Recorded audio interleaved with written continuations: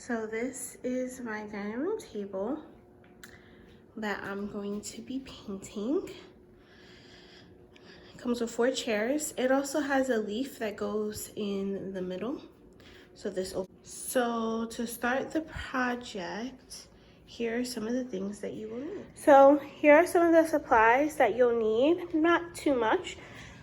First thing you would need is sandpaper and 2 kind of grits or consistency. So you have here first, you have the coarse grit, which I have in the sheet format, which looks like this. And also in the block. The block is good for instance, the tabletop. It's a wide, flat surface. Whereas the sheet is good to use on all the other details like these spindles and things that the block would have a hard time actually sanding. And then you have it in the medium grit, and this is just to smooth it out. Again, I have both the sheet format and also I have the blocks. The reason why you need sandpaper is because anytime you paint anything else that has a finish on it, you need to remove the top coat of that finish so that the paint has something to adhere to. And many people might be thinking, oh, it's just plain wood, I could just paint over it. But if you notice, there's a shine to the wood, so that means that they probably put some type of stain or polyurethane on top of it. So if I just paint the wood as it is, my paint will peel off, which isn't good for anybody. So first, all of this has to be sanded down before we can paint it.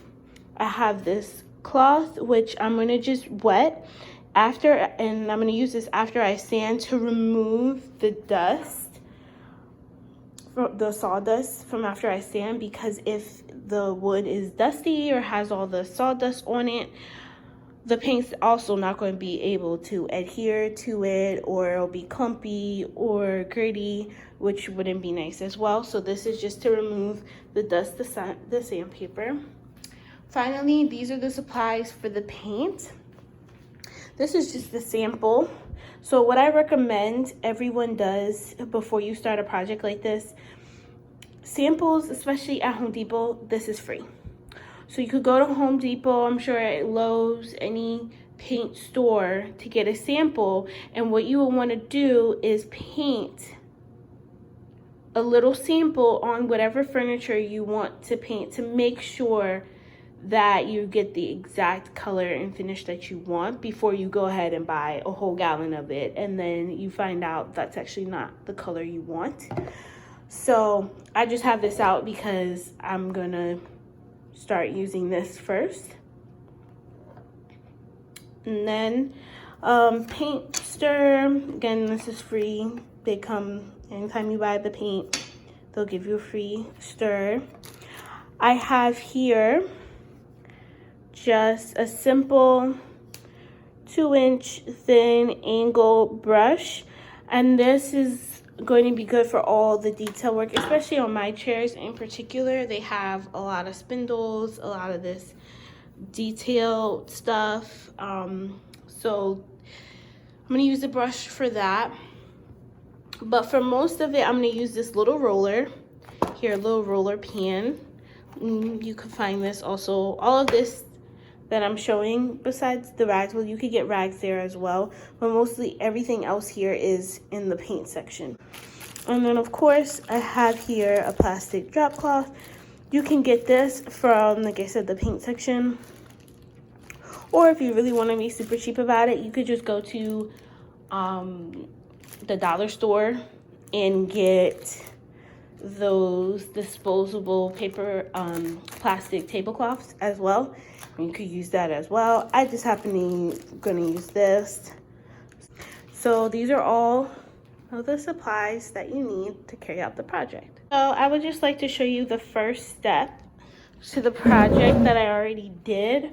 Remember, I said it's important that you sample. So just sand a little bit of whatever. I just chose a chair because it's the easiest thing. And what I did was paint.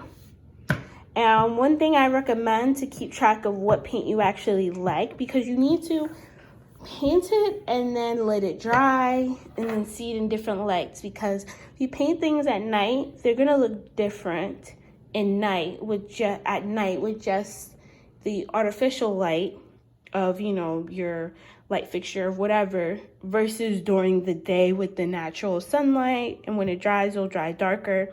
So what I did was I painted the 3 sections, and while I waited it to dry, I actually took, so I knew what sample was which, I left the samples, the actual can of samples, right above each one, so that I knew when it dried, okay, the middle one is actually the one I wanted to go with. I knew exactly, and I just took that can sample back to Home Depot to get the actual one. So this is the finish that I would like to get, and this is actually the Behr.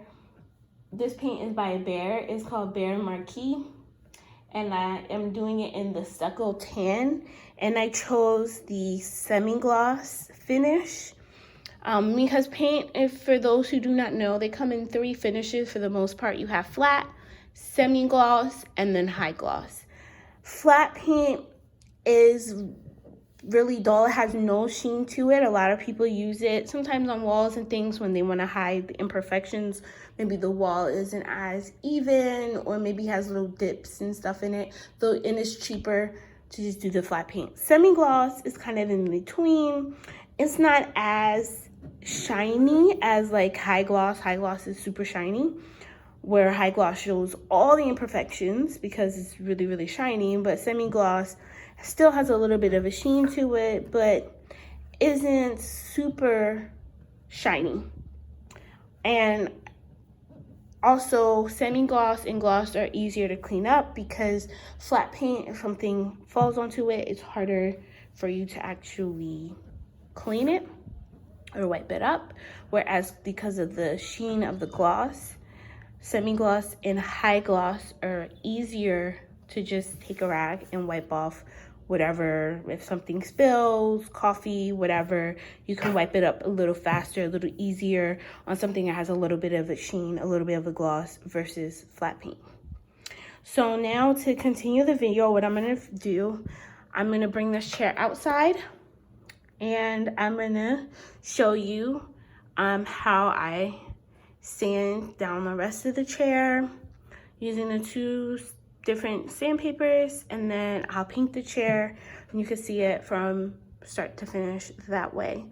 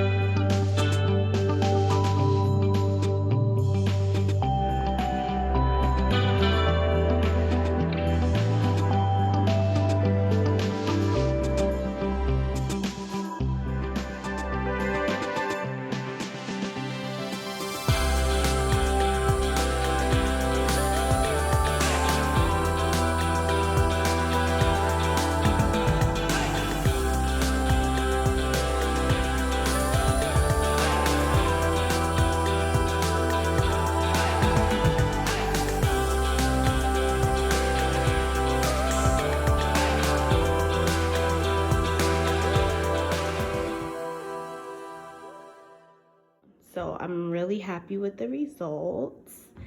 And I also did the leaf that comes with it. I just have it propped up against the wall right now. I didn't put it back in the closet where it belongs, but I'm really happy.